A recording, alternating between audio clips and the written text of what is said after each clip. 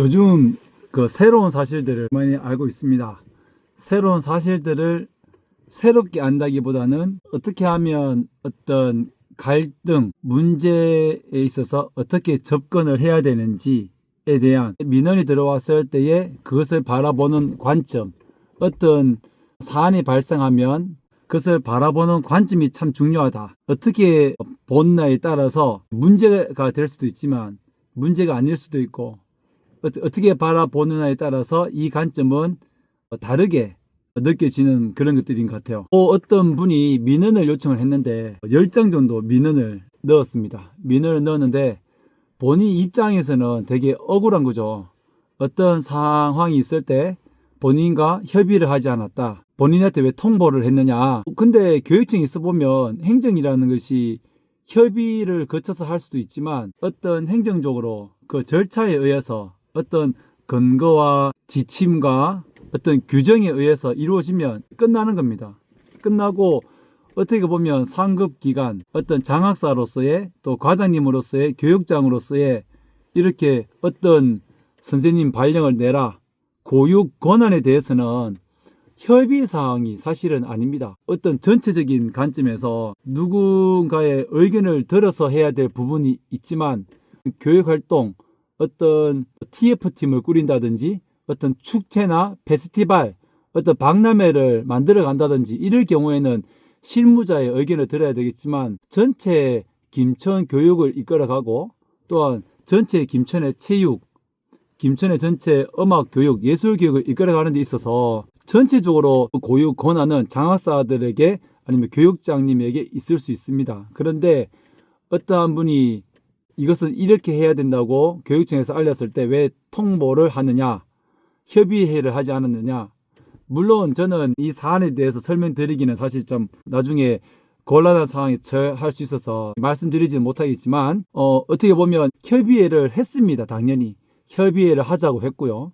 그런데 협의회에 그 민원인이 참석을 하지 않았어요. 참석하지 않고 자신의 의견을 들어주지 않았다. 물론 본인이 어떤 분야의 전문가일 수는 있습니다. 저보다 더 전문가일 수는 있어요. 그러나 본인이 해야 될, 본인이 할 수 있는 일만 하면 되는데 그것을 능가해서 무언가 실적을 쌓기 위함인데 실적을 쌓기 위해서 교육청에 너무 많은 것을 바란다.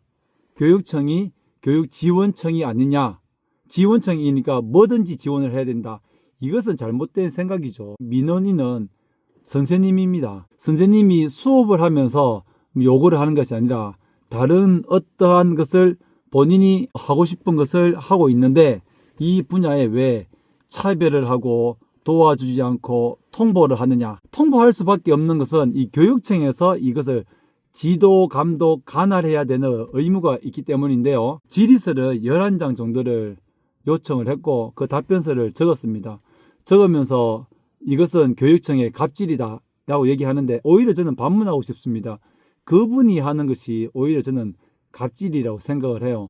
고등학교 소속인데 저희는 초등학교와 중학교를 관할하고 있는데 고등학교에 본인들의 어떤 도움을 위해서 지나치게 요구한다든지 그리고 교육청이 하는 일에 대해서 무언가 자꾸 도와준다고 얘기를 하는데 도와달라고 하면 도와주지 않는 그런 뭐랄까 뭔가 자꾸 대접을 받으려고 하고 무언가 자꾸 지나치게 인정받으려고 하는 사실 교사는 교사의 역할을 하면 되고요.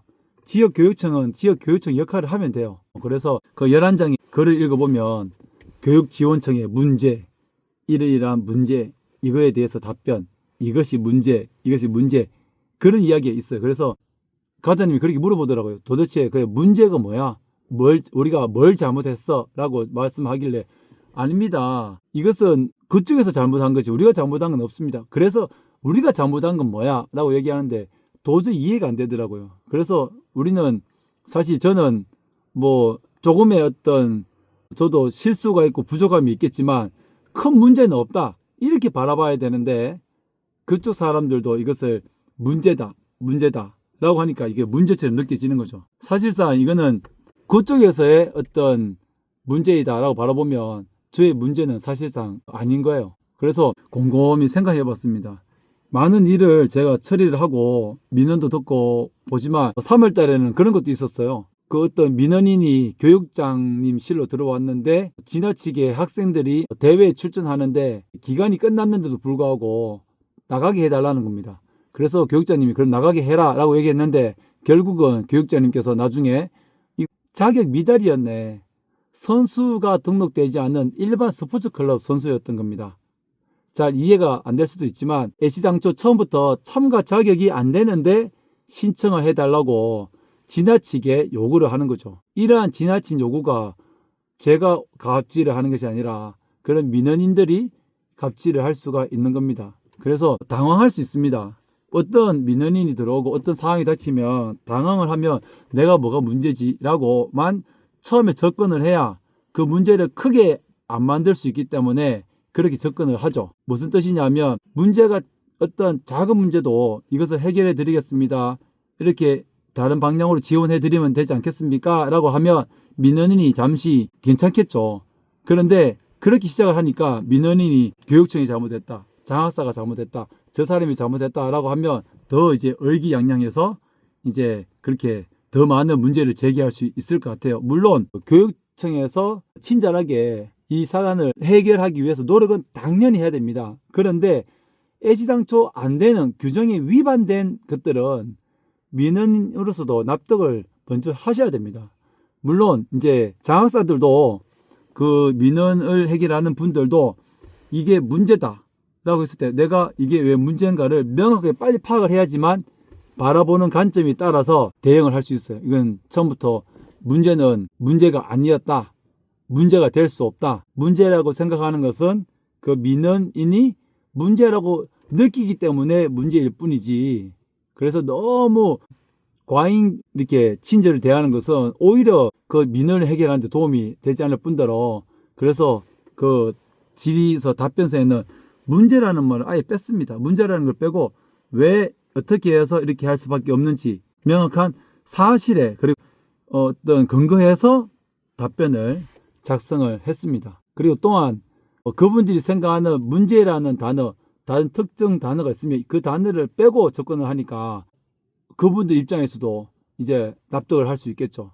내가 조금 지나친 어떤 욕심이다, 과욕이다 라고 생각할 수 있을 것 같아요. 그래서 전반적으로 그 구독자님들이 이해 안 될 수도 있지만 어떤 민원이 들어오고 어떤 학교의 사안이든 발생했을 때 학생들이 안전과 직결된 그런 문제가 아니라면 정말 민원인 입장에서 생각하는 건 좋지만 그것이 나의 실수였다라고 처음부터 접근하는 것은 오히려 본인이 힘들어지고 더 고민되는 더 어렵게 가는 방법이니 민원인이 들어왔을 때 이 문제가 왜 문제일까 아닐까 그리고 이 사람에게만 문제일까 아닐까 누구나 모든 사람들이 인정하는 문제인가 아닌가 다른 학교와의 형평성 다른 사람들과의 관점에서도 뭔가 열린 사고로 이 사안 갈등을 바라봐야 된다라는 것을 새삼 느꼈고 앞으로도 어떠한 문제가 발생하면 이것이 과연